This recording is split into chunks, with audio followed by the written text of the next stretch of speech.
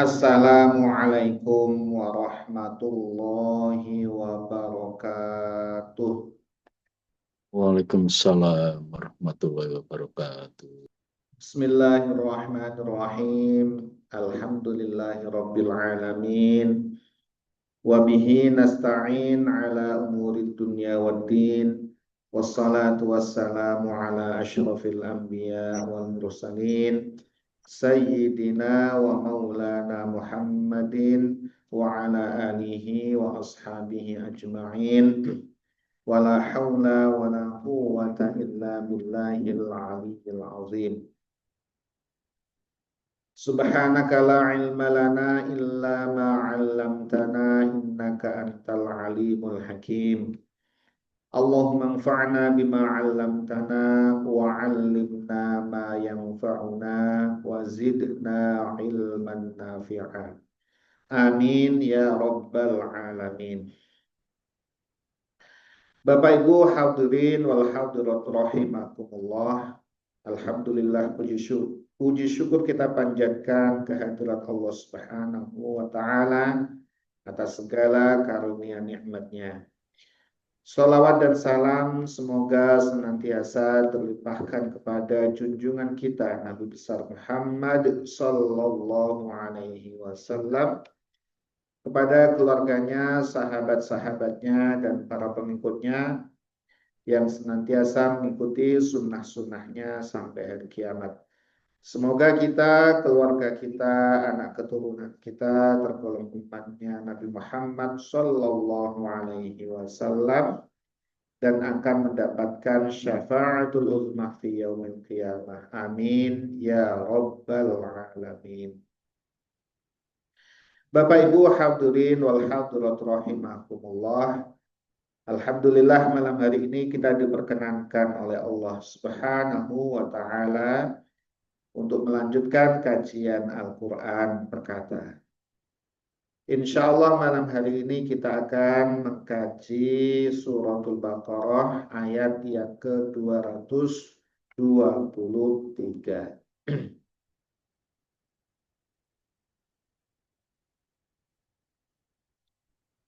Qala Allah Ta'ala fi kitabihil karim wa huwa asdaqul qailin. A'udzu billahi minasyaitonir rajim. Nisa'ukum harusul lakum fa'tu harusakum anna syi'tum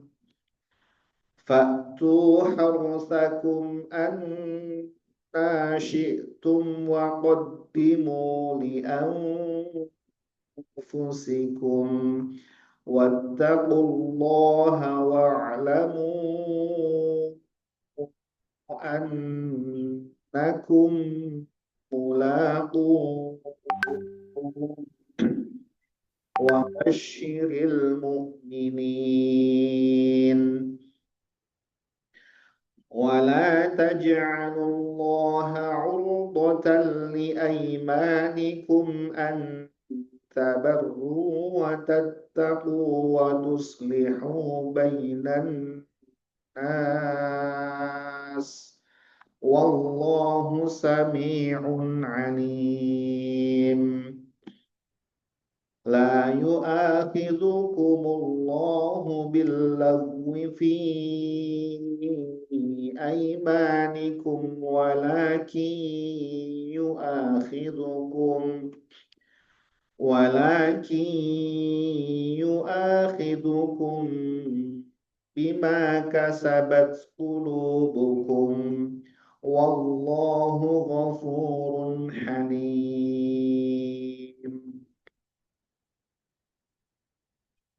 Pada ayat sebelumnya Allah Subhanahu wa taala menerangkan kepada kita tentang bagaimana pergaulan suami istri ketika istrinya sedang haid. Sudah disampaikan asbabun nuzulnya, yaitu orang-orang Yahudi yang tidak mau bergaul dengan istrinya ketika haid, bukan hanya berhubungan suami istri, tapi makan juga tidak mau, duduk bersama juga tidak mau, tidur bersama dalam satu kamar, apalagi satu rumah aja tidak mau, ya. Jadi dipisah. Nah, kemudian para sahabat bertanya kepada Nabi bagaimana tentang hubungan suami istri ketika haid. Ya, maka ketika haid kita dilarang. Satu saja dilarang adalah berhubungan badan. Selain itu diperbolehkan semuanya. Ya, semuanya diperbolehkan. Selain apa? Antara pusat dan lutut, itu saja yang dilarang. Jadi mau makan, mau duduk, mau ngobrol, mau tidur bersama di dalam kamar, ya, mau apa saja silahkan. Mau bercumbu juga silahkan. Yang tidak diperbolehkan adalah area, wilayah antara pusat dan lutut itu saja. Selainnya berpahala semuanya. Nah, kemudian ketika sudah bersih, sudah suci, maka maka apa? Maka faktuhunna min haitsu amarakumullah. Maka datangilah mereka, pergaulilah mereka, ya, sebagaimana telah Allah perintahkan kepada kalian. Ya. Nah, kemudian ayat yang akan kita kaji ini adalah terkait dengan bagaimana hubungan suami istri itu. Ya. Ini sebab nuzulnya adalah jadi ada sebab turunnya ayat ini. Ya. Yaitu apa? Ucapan orang-orang Yahudi, karena memang kehidupan umat Islam itu di Madinah itu bersama orang-orang Yahudi, berinteraksi dengan mereka. Ya, mereka mengatakan kepada kaum muslimin gitu ya. Idza jama'aha min wara'iha ja'al waladu ahwala. Itu kata orang-orang Yahudi pada kaum muslimin. Gitu ya. Itu hadis riwayat dari Imam Bukhari dan Imam Muslim. Rawinya adalah sahabat Jabir radhiyallahu anhu. Jadi orang Yahudi mengatakan ketika seorang laki-laki suami itu menggauli istrinya dari arah belakang, ya ini memang ya hubungan suami istri itu sesuatu yang apa ya, sesuatu yang diatur oleh agama. Ya, jadi sampai ke sana. Supaya apa? Supaya umat Islam ini kemudian ya terpedomani, nyaman, ya aman dan berpahala, gitu ya. Maka ketika haid kan tidak diperbolehkan. Nah, ketika tidak haid ini, nah itu kata orang Yahudi ketika seorang suami menggauli istrinya dari arah belakang, meskipun melalui kemaluan dari depan, farjinya, maka nanti anaknya itu akan juling matanya. Gitu ya. Itu kata orang Yahudi. Jadi sudah ada semacam mitos gitu ya. Maka kemudian turun ayat ini. Itu tidak benar seperti itu. Ya. Jadi mereka tidak mau menggauli istrinya dari arah belakang, bukan dari duburnya, ya, dari kubulnya, dari farjinya, tapi dari belakang gitu ya, dari belakang. Ya gitu ya. Sampai begitu diatur dalam Islam. Lengkapnya hukum Islam ini. Nisa hukum harsul lakum. Nisa hukum istri-istri kalian. Harsun itu adalah seperti sawah ladang lakum bagi kalian. Faktu maka datangilah harsakum sawah ladang kalian itu annasyitum kapanpun bahkan bagaimanapun kalian kehendaki. Nah ini ya Jadi penjelasannya ini sangat apa namanya? Mungkin saya kurang bisa menjelaskan, tapi sangat dalam sekali, ya. Jadi ini metafora, ya. Ini adalah perumpamaan yang kemudian dengan ini orang menjadi lebih jelas, lebih jelas. Jadi istri-istri kalian itu seperti sawah ladangnya Pak Petani. Ya. Maka silahkan datangi sawah ladang itu, silahkan digarap sawah ladang itu ya sekehendak kalian, sesuka kalian. Ibarat kalau kita menggarap sawah, menggarap ladang itu, ya mau dari ujung kanan, ya mau dari ujung kiri, mau dari atas, ya mau dari tengah, mau dari bawah, silakan digarap. Selama itu sawah ladang kita yang kita garap, jangan sampai nyebrang ke sawah ladang yang lain. Menggarap sawah ladang yang lain itu malah jadi masalah. Silahkan kalau itu sawah ladang, silahkan digarap mau bagaimanapun juga kalian, ya mau sesuka apapun kalian, kapan saja, bagaimana saja, yang penting tidak melanggar pada ayat sebelumnya. Apa itu? Tidak pada masa haid, dan ya tidak pada masa haid dan tidak pada dubur. Dubur itu adalah apa? Apa kalau di anus ya. Jadi itu ya. Tidak boleh di anus dan tidak pada masa haid. Jadi mau dari atas, mau dari bawah, mau dari depan, mau dari belakang. Ya tadi orang Yahudi bilang, kalau dari belakang anaknya akan juling matanya. Itu tidak benar itu. Ya, itu ya tidak seperti itu. Itu Allah yang membantah sendiri. Itu kan mitos saja gitu ya. Jadi mau dari depan silakan, dari belakang silakan, berdiri juga boleh, duduk juga boleh, berbaring juga boleh. Yang satu duduk, yang satu baring, ya silahkan saja. Ya, mau dari depan, dari belakang, yang penting tidak pada anus dan tidak pada masa haid. Tuh, silahkan digarap. Bahkan perintahnya silahkan digarap. Ya, jadi jangan dibiarkan begitu maksudnya juga gitu ya. Udah punya sawah ladang, dibiarkan. Ya apa namanya jadinya kalau sawah ladang dibiarkan? Aduh ya, jadi malah nggak benar jadinya. Sawah ladangnya digarap. Digarap dengan cara yang baik. Kalau Pak Petani ingin menghasilkan ya tanaman-tanaman yang baik. Cara menggarapnya juga harus baik gitu, bukan asal-asalan ya. Tidak dengan asal-asalan juga gitu. Ini ada maksudnya.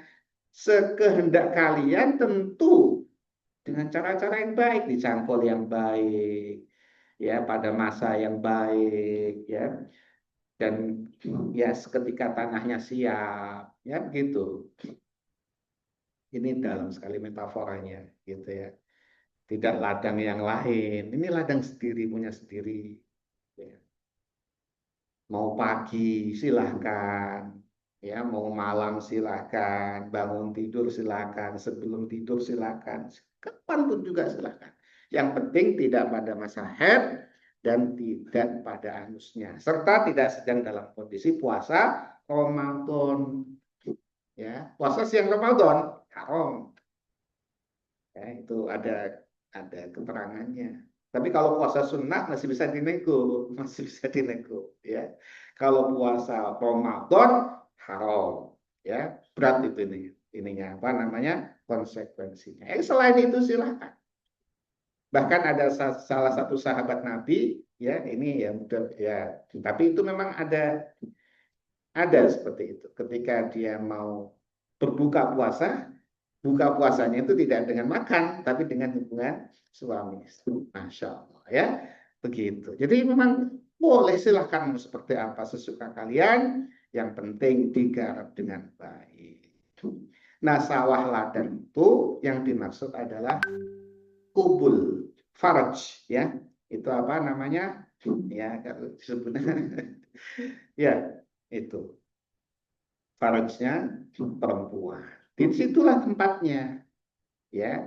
Nah, nanti ketika didatangi di tempat yang benar, ya, kemudian menyebar atau menanam benih, itu di situ tempatnya.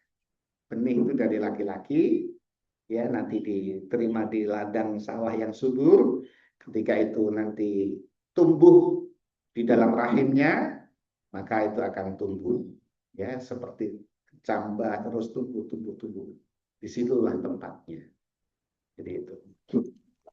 Di ayat yang lain juga ada menerangkan metafora suami istri, hunna libasul lakum wa antum libasul lahum. Ya. Pada surah Al-Baqarah 187 itu, ya, apa metaforanya? Ya, ini ya. Ini, ya, gaya bahasa yang sangat indah. Termasuk mukjizatnya Al-Quran yang seperti ini. Ada kan? Ya, seorang yang tidak pernah membaca, Nabi Muhammad nih, tidak pernah membaca, tidak pernah berguru, hidup pada kalangan jahiliyah, hidup pada kalangan yang sebagian besar mayoritas adalah ummi, buta huruf. Jadi buta huruf itu di jahiliyah, di apa? Quraisy jahiliyah itu. Pada masa jahiliyah itu. Buta huruf. Boleh dikatakan 90% lebih itu tidak bisa baca, tidak bisa menulis. Hanya orang-orang tertentu saja yang bisa membaca, bisa menulis. Nabi hidup di kalangan mereka itu. Jauh dari peradaban Romawi, Persia yang sudah literasinya sudah sangat baik. Tidak pernah membaca, tidak pernah berguru, kemudian menyampaikan ayat-ayat yang indah seperti ini. Kalau dikaji sampai hari kiamat, sawah ladang bagi kalian itu sampai hari kiamat. Ya, apa di balik sawah ladang itu? Ya, kenapa itu disebut sawah ladang? Ya itu kan ada benih dari laki-laki masuk di tempat yang benar, kemudian akan tumbuh di rahim itu adalah janin. Seperti tanaman. Ya. Maka ketika itu, ya, digarap dengan cara yang baik, kan begitu ya, tidak asal-asal sobat, ya gitu ya, garap dengan yang baik, apa, disirami, ya, kemudian dicangkul dengan baik. Kalau sawah ladang itu diperlakukan dengan baik, dia akan menumbuhkan tanaman yang baik. Tapi kalau dia itu nyangkulnya dengan apa? Dengan emosi, nyangkulnya dengan emosi. Itu juga nanti dia akan juga apa ya? Akan ada feedback yang kurang baik juga itu. Tanaman itu juga demikian. Tanaman itu kalau disiram, ya, kemudian diperlakukan dengan baik, maka dia juga akan, kalau punya buah-buahnya juga akan baik.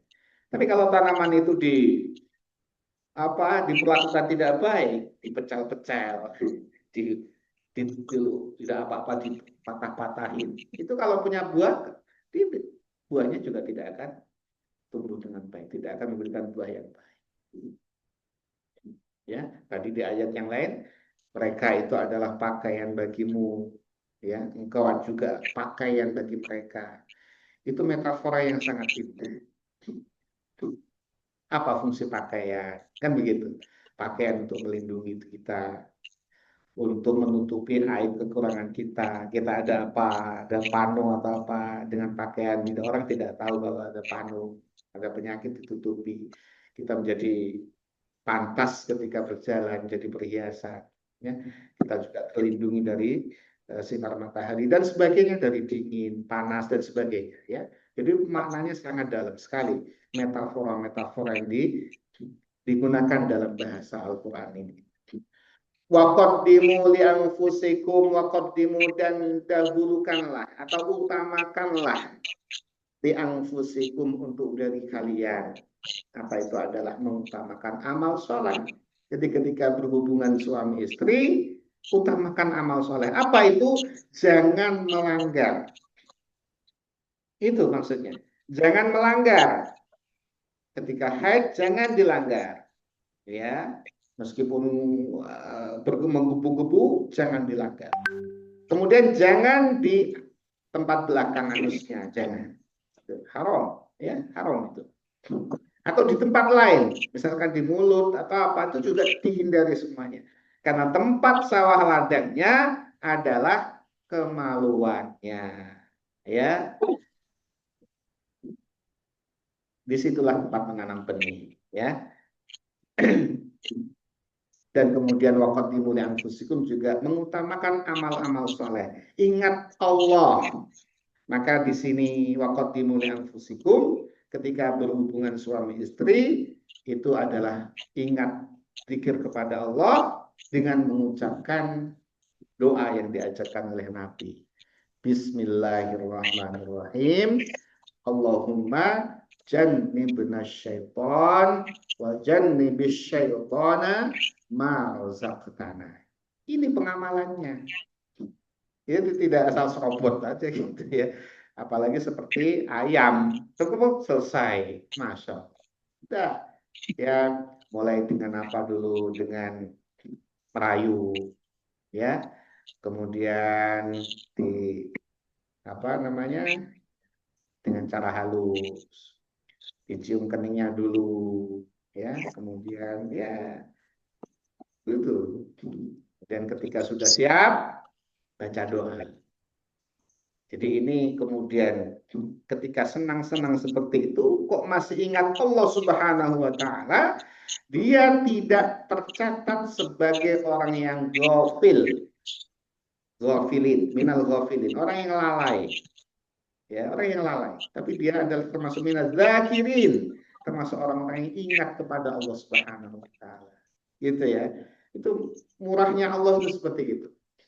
Jadi selama durasi waktu itu, ya setelah kita membaca doa itu dari sebelumnya, bahkan ketika kita niatnya baik gitu ya, niat menggauli istri dengan baik gitu ya, dengan cara-cara yang baik ya, yang sama-sama disukai ya, yang ketika dia juga siap gitu ya, jangan ketika dia sudah capek letih ya, dia nggak siap dipaksa, itu juga tidak baik itu. Seperti sawah ladang yang nggak siap itu tadi, dia siap, suka sama suka, mau gaya apa? Silahkan saja mau gaya suka sama suka, gitu ya. Nah, baca doa. Dalam durasi sepanjang itu, semua pahala tercurahkan. Kasih sayang Allah tercurahkan kepada pasangan itu. Pahalanya mengalir terus kepadanya. Ini tipis ya, ketika dia lalai, tidak membaca doa, nah ini bahaya nih. Jadi hanya bedanya itu saja. Yang satu ingat Allah baca doa, yang satu tidak ingat Allah tidak baca doa. Itu ininya bertolak belakang. Kalau doa, maka sebagaimana sabda Nabi, ya nanti kalau jadi itu benih itu jadi membuai, kemudian tumbuh janin, maka nantinya akan tumbuh anak yang apa?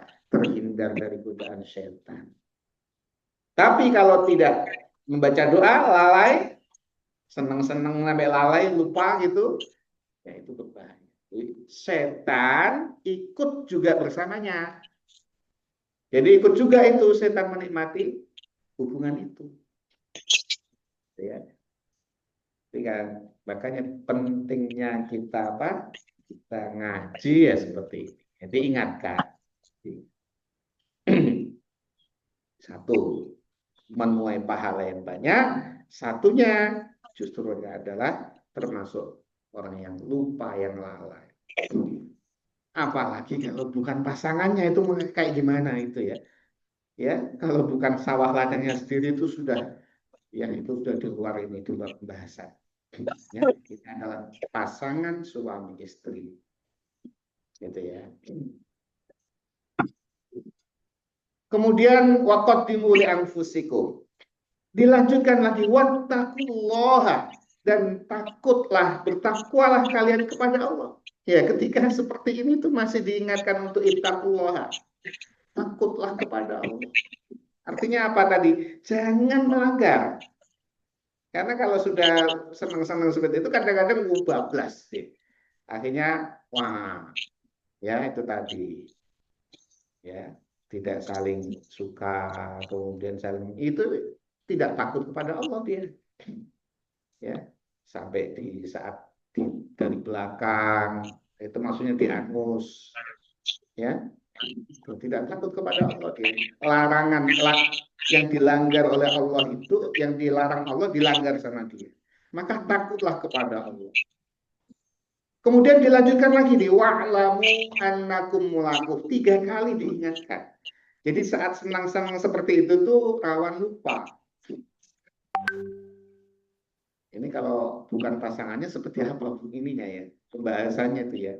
Dengan pasangan yang sah, itu saja diingatkan sampai 3 kali nih, waqaddimu li anfusikum. Ya, dahulukanlah amal-amal soleh untuk kalian. Takutlah kepada Allah. Wa'lamu, dan ketahuilah annakum, bahwa sesungguhnya kalian itu mulaquhu, akan menemuinya, menemui Allah nanti di hari kiamat. Jadi itu akan dipertanggungjawabkan di hadapan Allah. Tapi kalau kita laksanakan dengan baik tadi, ya, jadi ibadah tadi ya, jadi ibadah. Ya. Jadi kalau dijalankan agama ini dengan baik, itu semuanya baik. Jiwa raganya pun baik. Gitu. Ya. Tapi kalau tidak dilaksanakan dengan baik, itu tadi akan ada masalah-masalah. Maka yakinlah bahwa ketika kita menjalankan agama sesuai dengan yang disyariatkan Allah Subhanahu wa taala, termasuk dalam hal bergaul suami istri ini, maka itu manfaatnya besar sekali bagi manusia, dunia dan akhirat. Ya. Wa'lamu, dan ketahuilah annakum, sesungguhnya kalian itu mulaquhu, akan menemui Allah. Menemui Allah apa? Akan mempertanggungjawabkan perbuatannya, termasuk ini tadi. Kalau kita laksanakan dengan baik, ya kita akan sampaikan, ya Allah, aku telah melaksanakan perintahmu untuk menggauli istriku, untuk menggauli pasanganku dengan baik, dengan cara-cara yang baik. Aku ingat kepada engkau dan aku sudah baca doa sebagaimana yang diajarkan oleh nabimu. Masya Allah. Tapi kalau sebaliknya, menemui Allah dengan tidak melaksanakan perintahnya, ya, itu tadi tidak berdoa, lupa dan sebagainya, atau ke arah atau apa namanya, jadi hubungan yang tidak seimbang, itu juga akan dipertanggungjawabkan Allah Subhanahu wa taala. Maka di sini tidak boleh memaksa, waqaddimu li anfusikum tadi, tidak boleh, itu pas senang sama sih. Ya, bagaimana caranya? Ya tentu suaminya yang lebih apa? Lebih kreatif gitu. Lebih kreatif. Meskipun seorang istri ketika suaminya minta tidak boleh menolak, tapi jangan semena-mena. Kalau begitu minta terus. Lagi apa minta, lagi apa minta. Enggak boleh nolak, enggak boleh begitu juga. Ya, maksudnya iya seperti itu, tapi ya situasi dilihat, kondisi dilihat. Ya, kalau sudah ada kode, nah itu kan berarti kan jalan. Ini suami istri yang tahu ya, yang belum menikah ya nanti dulu ya, makanya segera menikah, dulu menikah.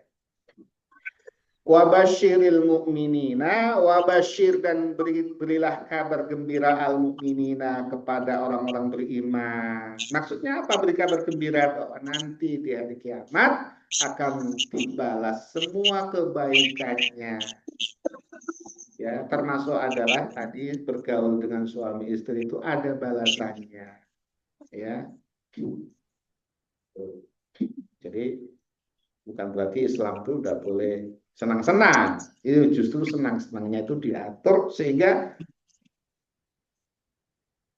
manfaat dunia dan akhirat. Dan manfaatnya dunia akhirat. Ya. 4 menit lagi. Baik. Wala taj'alullaha 'urdatan li'aimanikum wallahu a'lam bishawab. Bapak Ibu hadirin wal hadirat rahimakumullah, demikian kajian Al-Qur'an perkata kita, insyaallah ya, semoga Allah Subhanahu wa taala senantiasa melimpahkan keselamatan kepada kita, kesehatan, ilmu yang bermanfaat fid dini wal dunya wal akhirah, rezeki yang halal dan berkah, diberikan kemudahan atas segala urusan, diberkahi atas segala urusan kita. Amin ya rabbal alamin. Mari kita tutup kajian kita ini dengan membaca doa kafaratul majelis. Bismillahirrahmanirrahim. Subhanallahumma wa bihamdika asyhadu an la ilaha illa anta Wassalamualaikum warahmatullahi wabarakatuh. Waalaikumsalam warahmatullahi wabarakatuh.